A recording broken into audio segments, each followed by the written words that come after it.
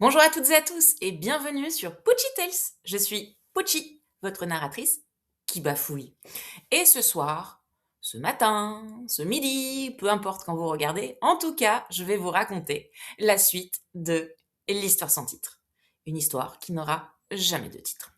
Alors, préparez-vous un thé, un café ou ce que vous voulez. Ce n'est certainement pas moi qui vais vous juger.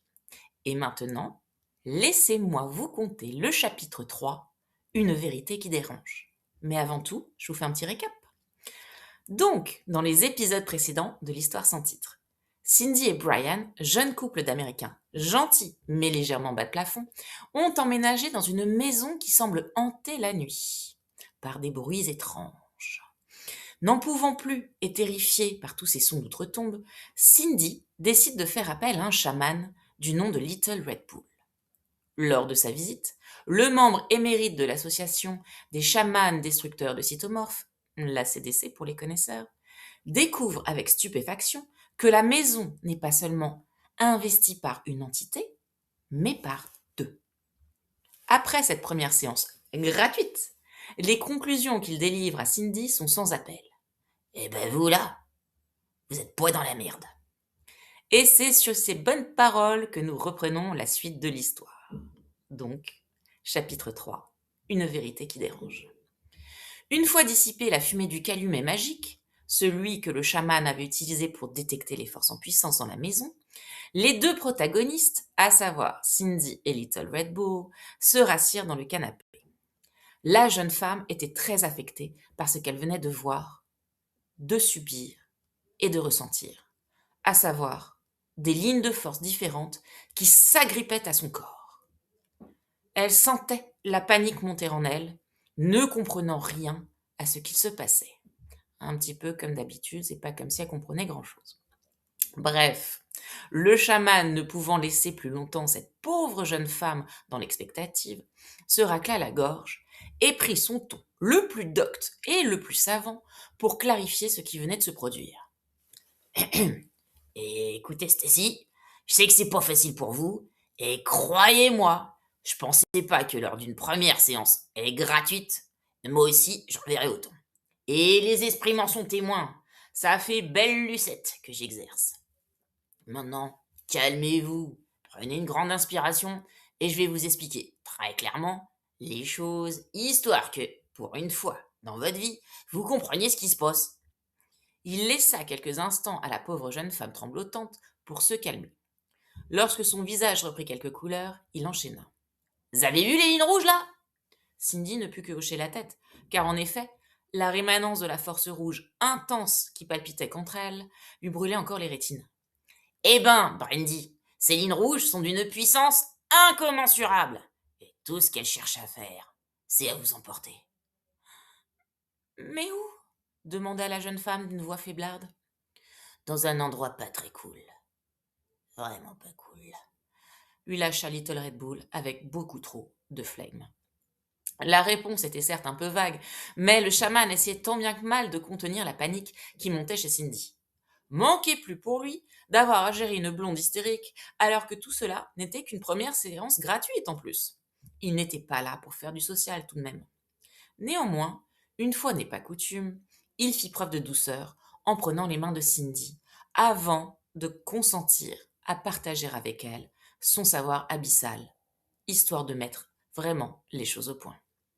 Bon, je vais pas vous mentir, Christy. M'avait l'air d'être une brave fille.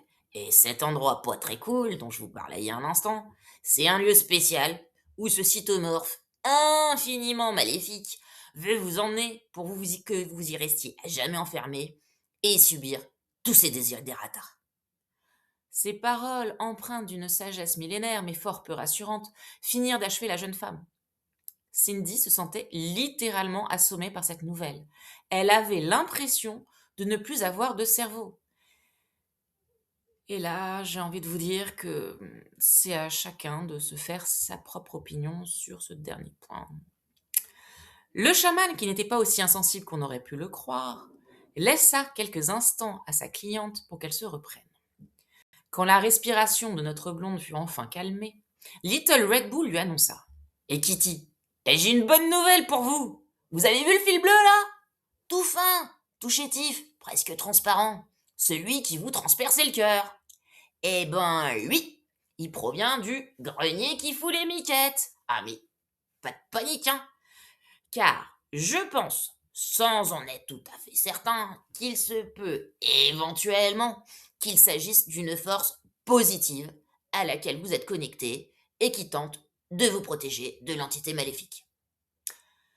Le seul souci, c'est que notre cytomorphe qui gratouille depuis le grenier me paraît très, mais alors vraiment très faible par rapport à l'autre enfoiré qui vit dans les pièces du bas. Malgré la bienveillance affichée par l'expression du chaman, Cindy venait encore de se prendre un uppercut en pleine face. Et elle se dit que Little Red Bull était décidément le Jean-Michel à moitié des bonnes nouvelles. Encore sonnée par tout ce flot d'informations, la jeune femme le regarda dans les yeux, l'espoir qu'une solution serait trouvée rapidement. Maintenant, si possible. Le chaman, sensible au désarroi de cette pauvre Candy, pardon, c'est Cindy, mais moi je m'y perds parfois. Donc, l'homme répéta ses recommandations. Mettez du gros sel partout dans la baraque et faites brûler de la sauge. Sur ce, il ouvrit sa mallette de VRP, en sortit un bouquet d'herbes liées par une ficelle et le lui tendit. Voilà, ça, c'est pour vous et c'est cadeau. Je vais travailler sur votre cas, interroger d'autres confrères de la CDC et je vous promets, Bambi, que je reviens très rapidement vers vous avec une solution. Par contre, n'oubliez pas les 6 000 $ et je les préfère en liquide. Sur ces bonnes paroles, Little Red Bull se leva, épousta son costume gris passe-partout de VRP, rassembla ses affaires et quitta la maison en saluant sa nouvelle cliente d'un signe de tête empreint d'une dignité toute chamanique. Après le départ du chaman, Cindy commença doucement à reprendre ses esprits tout en élaborant un plan d'action fort simple, ma foi. Il lui fallait du gros sel. S'ensuivit un petit seau au monop du coin qui lui permit de ramener 10 kilos de sel, ce qui, selon ses estimations, devrait amplement couvrir ses besoins. Elle en mit dans toutes les pièces, tous les coins, n'oubliant pas un seul interstice de la maison. Elle décida ensuite de faire brûler le bouquet d'herbes sauvages que lui avait donné gracieusement Little Red Bull, tout en annonnant des incantations de sa propre conception. Esprit, je vous rejette, esprit, je vous chasse par cette fumée purificatrice, je vous boute hors de ces murs. Ouais, elle boute hors des murs, elle s'est prise pour Jeanne d'Arc. Bon, c'est pas grave. Elle n'était pas vraiment sûre de l'utilité de tous ces rituels, mais philosophe, elle se dit, après tout, on n'est jamais à l'abri d'un succès. Et donc, notre jolie blonde, après avoir foutu son gros sel partout, fait brûler son bouquet garni, bon, ça sauge quoi, et réciter des paroles sans queue ni tête, se sentit enfin en sécurité dans cette maison qui était d'ordinaire bien trop bruyante à son goût. Serait-ce un effet placebo ? Enfin calme, elle alla se poser sur le canapé et alluma la télé pour se détendre en regardant sa fiction préférée, Plus beau ta vie. Elle en était à un moment clé de la série, le plot twist inouï où Patrick annonçait à son épouse Corinne qu'il avait eu un enfant illégitime avec Magali. « Mais quel enfoiré ce Patrick! C'est pas mon Brian qui me ferait un coup pareil !» pensa Cindy, quand un clic se fit entendre dans l'entrée. Cindy, l'oreille toujours aux aguets, se leva, craintive tel un suricate qui surveille son terrier. La peur qui ne la quittait plus depuis des jours se raviva d'un coup. Son regard commença à farfouiller dans tous les coins. Elle se demandait si son système contre les forces du mal avait tenu le coup. Malgré toutes les précautions qu'elle avait prises ces dernières heures, allait-elle encore une fois essuyer l'attaque d'un cytomorphe particulièrement énervé ? Elle n'en pouvait plus de ces bruits inopportuns qui venaient troubler sa tranquillité.